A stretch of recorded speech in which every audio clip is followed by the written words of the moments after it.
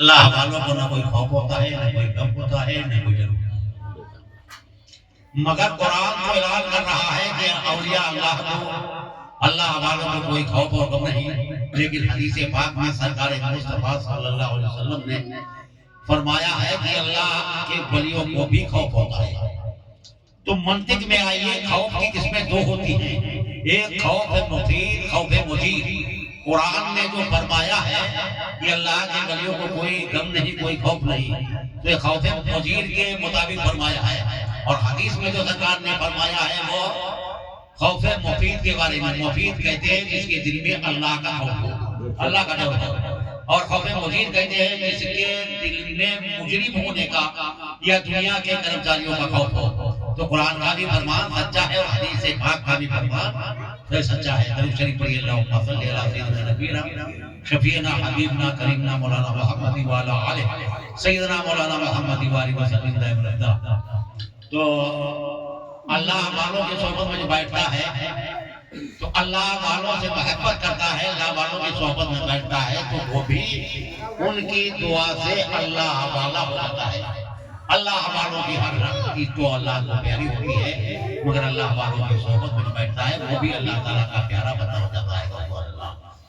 کتاب کا نام ہے برکات الصالحین۔ برکات الصالحین کی پہلی جلد ہے، پہلی جلد کا صفحہ 81 ہے، صفحہ 81 کا جلد نمبر 8 9 10 ہے۔ بابا فرید الدین رحمت اللہ علیہ بستان کے رہنے والے، اور آپ کا ایک خادم کا نام حسن قبال تھا، تو وہ آپ کی خدمت میں رہا کرتا تھا، آپ کے دربار میں حاضری کیا کرتا تھا اور حضرت کی صحبت میں بیٹھا کرتا تھا۔ اس کی بیٹی جوان تھی جو شادی کرنے کے لیے لائق تھی، تو اور حدیث میں ہے سرکار نے بیان فرمایا اپنے صحابی معاذ سے کہ اے معاذ، 3 چیزوں میں دیر نہ کرو۔ جب کوئی دنیا سے جائے تو اسے دفن کرنے میں دیر نہ کرو، نماز کا وقت آ جائے تو گھر سے نکلنے میں دیر نہ کرو، اور جب تمہاری بیٹی جوان ہو جائے تو رشتہ کرنے میں دیر نہ کرو۔ تو رشتہ کرنے کے لیے ضرورت تھی پیسے کی اور روپے کی، تو خادم نے کہا کہ سرکار ہماری بیٹی جوان ہے اور مجھے شادی کرنا ہے اور شادی میں روپے کی ضرورت پڑتی ہے، تو سرکار اگر کچھ آپ امداد کر دیں، مدد کر دیں تو بہت اچھا ہے۔ آپ نے فرمایا تو آپ جانتے ہو کہ میں روٹی سوکھی روٹی کھاتا ہوں، جھوپڑا میں قیام کرتا ہوں، بڑے پرانے لباس پہنتا ہوں، ہمارے پاس دولت کہاں ہے، مال کہاں ہے؟ اگر مال کی ضرورت ہے، دولت کی ضرورت ہے، پیسے کی ضرورت ہے تو کسی رئیس کے پاس، کسی مالدار کے پاس جاؤ اور سوال کرو جو تمہیں مل جائے گا۔ تو آج کل اونچا پجامے والے، اونچے پجامے والے لوگوں کا ایمان صحیح نہیں، عقیدہ صحیح نہیں، لیکن وہ جو قبال تھا تو قبال کا عقیدہ اور ایمان اتنا درست تھا، تو قبال نے کہا کہ سرکار جو آپ کے پاس ہے وہ رئیسوں کے پاس نہیں ہے، جو آپ کے پاس ہے وہ رئیسوں کے پاس نہیں، مالداروں کے پاس نہیں ہے۔ تو کہا اچھا جو ہمارے پاس ہے وہ رئیسوں کے پاس نہیں، کہا کہ سرکار جو آپ کے پاس ہے وہ رئیسوں کے پاس نہیں ہے۔ تو کہا اچھا تیرا یہ عقیدہ ہے، تو کہا کہ سرکار آپ کے پاس اگر دولت نہیں ہے، مال نہیں ہے، روپیہ نہیں ہے، تو یہ سامنے اینٹ پڑی ہوئی ہے مٹی کی، اگر آپ اجازت دے دیں اور آپ کی منشا ہو تو اینٹ ہم اٹھا لیں۔ تو موصوف نے کہا اچھا تم نہیں مانتا ہے اٹھا لے۔ تو اینٹ اٹھائی، اینٹ میں ہاتھ لگایا، اینٹ سونے کی بن گئی، اینٹ سونے کی ہو گئی۔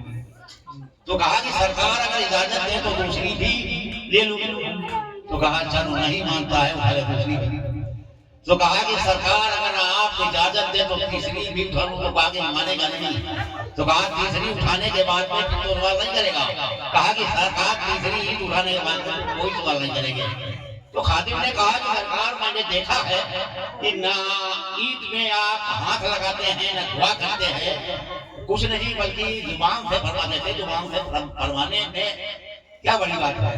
تو آپ مسکرائے گئے، چھجا اٹھا لے پھر تیسری اٹھائی، وہ بھی عید سونے کی ہو گئی۔ تو کہا آپ لے جائے اسے کیس کھول کر کے اپنی بیٹی کی شادی کر، اور کام چلاؤ. اب آپ بتائیے، فیصلہ کیجئے، یہ اللہ کا ولی ہے، اللہ والا ہے، اللہ والا ہے، تو انہوں نے ظاہر میں اینٹ میں ہاتھ لگایا نہیں، ظاہر میں دعا نہیں کیا، آسمان کی جانب دیکھا نہیں. اللہ تعالیٰ اپنے ولی اور سارے بندوں بندیوں کے نیچے حالات کو جانتا ہے کہ ہمارے بندے کی منشا کیا ہے، ہمارے بندے کی دعائیں کیا ہے، ہمارے بندے کی منشا کیا ہے. تو جب ایک ولی کا، جب ایک اللہ والے کا، جب ایک اللہ والے کا یہ عالم ہے کہ اپنی زبان سے فرما دے مٹی کی اینٹ اٹھا لے تو سونے کی بن جاتی ہے، اگر اللہ والے کے پر اپنا نظر و کرم کر دے اور دعائیں خیر کر دے تو یہاں بھی بیڑا پار ہے، وہاں بھی بیڑا پار ہے. میرے آقا نے بخاری شریف کی حدیث میں بیان فرمایا، وَعَنْ أَبِي هُرَيْرَةَ قَالَ قَالَ رَسُولُ اللَّهِ صلی اللہ علیہ وسلم كل أمتي يدخلون الجنة إلا من أبى، قيل من أبى، قال من أطاعني دخل الجنة. منکر کے سوا، منافق کے سوا میری ساری امت میں جائے گی. لوگوں نے عرض کیا ہے رسول اللہ صلی اللہ علیہ وسلم منافق کون ہے اور منکر کون ہے؟ فرمایا جس نے میرا فرمان مانا، مجھ سے محبت کی تو وہ جنت میں جائے گا، اور جس نے میری نافرمانی کی وہ جہنم میں جائے گا. جس نے میری فرما برداری کی جنت میں جائے گا، جس نے نافرمانی کی وہ جہنم میں جائے گا.